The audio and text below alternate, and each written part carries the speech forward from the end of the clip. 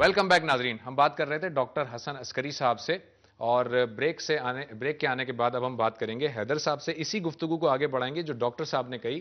سر، doctor صاحب نے ابھی بتایا کہ میڈیا جو ہے وہ ایک رول تو اچھا پلے کر رہا ہے، لیکن وہ بعض اوقات اوور ریئیکٹ کر جاتا ہے. میں یہ جاننا چاہوں گا کہ اگر فرض کریں بینگ اے میڈیا پرسن، ایک صحافی کے طور پر، اگر میں نے کہیں پر پورے ملک میں کہیں پر کوئی سیکیورٹی لیپس دیکھتا ہوں، کہیں پر کوئی ویک ایریاز مجھے نظر آتے ہیں، اور ان سیکیورٹی لیپس کو پوائنٹ آؤٹ کرنے کے لیے میں گورنمنٹ کو توجہ دلانا چاہتا ہوں، میں ٹی وی چینل پہ بات کروں، میں اخبار میں کالم لکھوں، یا ایسا نہ کروں، یہ سوچ کر نہ کروں کہ یہ ابھی ان دہشت گردوں کی نظر میں آیا نہیں ہے تو میں جب بتاؤں گا تو ان کی نظر میں آ جائے گا، تو کیا کروں پھر میں؟ جو ادارے ہیں مجاز ادارے، اور اگر کراچی کی بات کریں تو ظاہر ہے کہ 15 ہے کہ 15 پہ کسی بھی قسم کی اطلاع دی جا سکتی ہے، اور اس میں ظاہر ہے کہ وہ اس میں یہ بھی نہیں ہے کہ وہ کوئی پریشانی کا عنصر ہے کہ وہ پریشان کریں گے.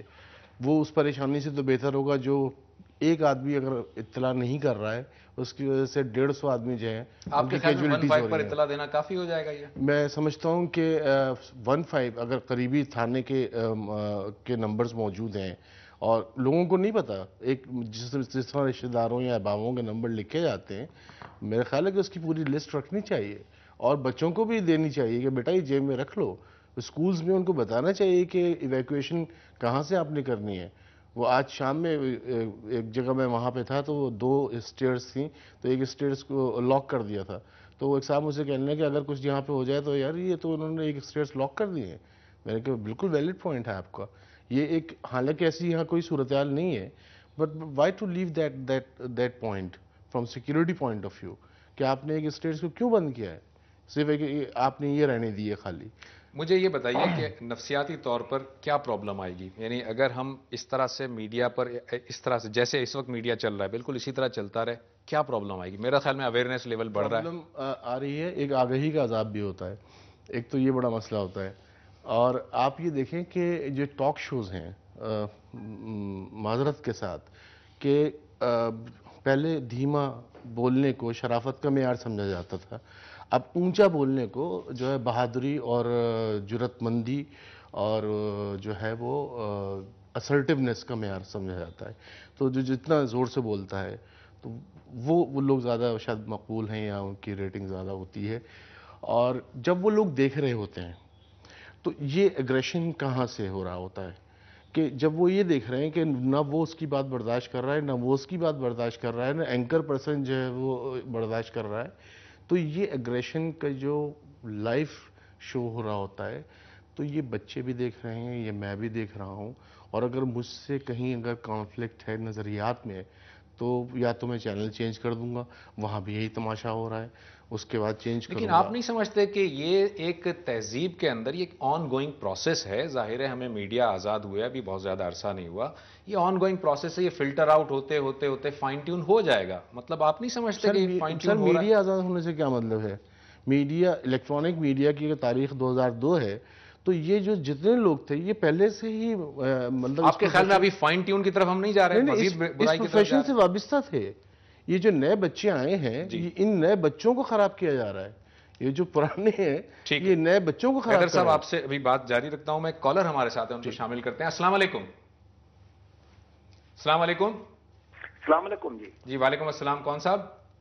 زبیر صاحب، امان اللہ بات کر رہا ہوں راول پنڈی سے. جی امان صاحب. سر اسی حوالے سے بات کرنی تھی کہ اس وقت پاکستان آپ بخوبی جانتے ہیں کہ ایک اسٹیٹ آف وار سے گزر رہا ہے. جی. دہشت گردوں کے خلاف جہاں پوری قوم ایک ہیجان میں مبتلا ہے، وہاں پاک آرمی بھی ان کے خلاف ایکشن لے رہی ہے اور لڑ رہی ہے ان کے خلاف.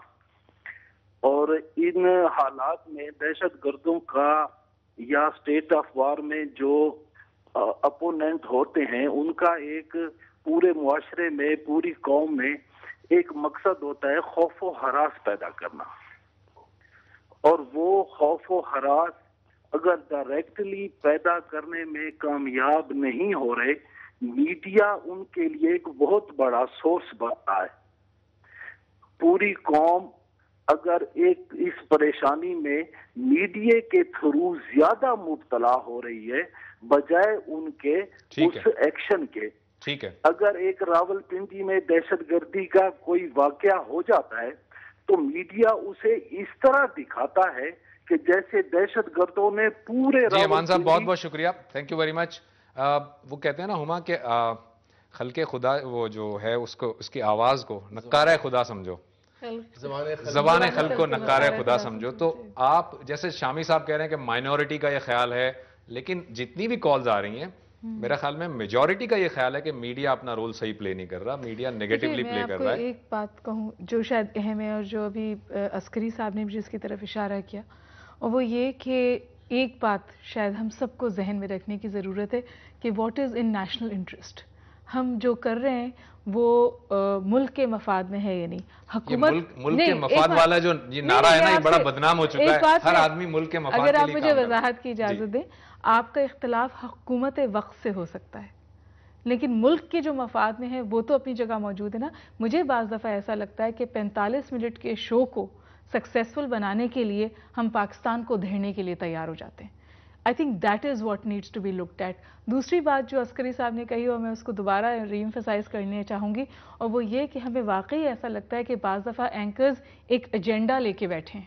میں بھی اینکر ہوں, شاید یہ غلطی مجھ سے بھی کہیں ہوتی ہو کہ اس موقف کو آگے لے جانا ہے اور اس موقف کو پیچھے ہٹانا ہے. تو وہاں دیکھیے آبجیکٹیوٹی لانے کی ضرورت ہے.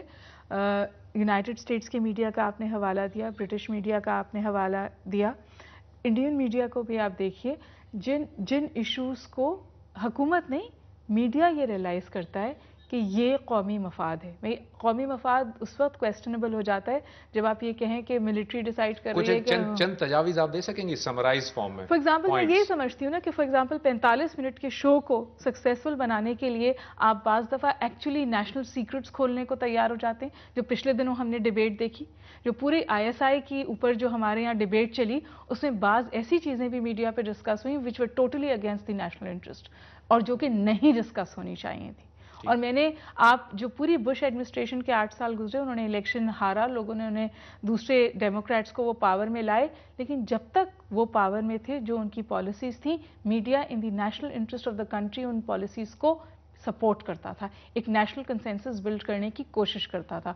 ہم ایک شو کو, چینل کو کامیاب بنانے کے لیے بعض دفعہ ملک کو دھیڑنے کے لیے تیار ہو جاتے ہیں.